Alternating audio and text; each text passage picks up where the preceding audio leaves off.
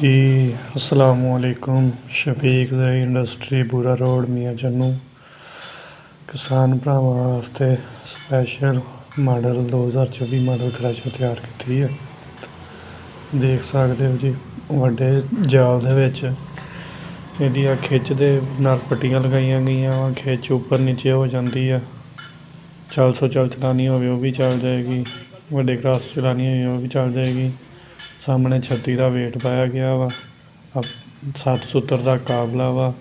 और वो देख सकते तुसी पोल बनाया गया वा।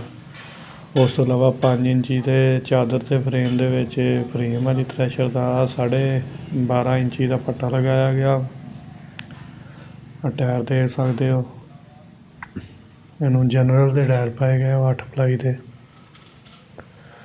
सैड पक्खा जी, सैड पक्खे के नाल लोहे के कलंप लाए आ।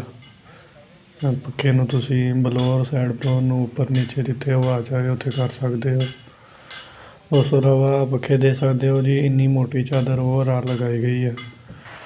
इहदा पिछला वेट भी 36 का और अंदर डालिया गया वा। हकीम देख सकते हो तुसी,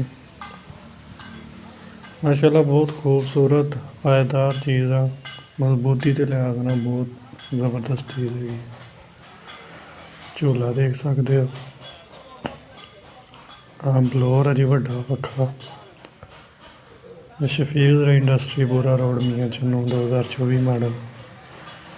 ये जानी है जी मुजफ्फरगढ़ जानी है। अज तैयार खड़ी है बस आ भाई आ, इन्होंने लैके जानी है।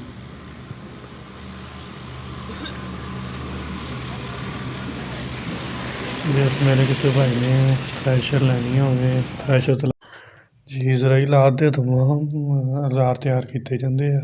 जिस मेरे किसी भाई ने लैनी हो इनफॉर्मेशन नीचे नंबर आ रहे हैं, इन्होंने नंबरों से रबता कर सकते हो तुसी। उस तो इलावा चैनल में सबसक्राइब कर लो, वीडियो में लाइक कर दो।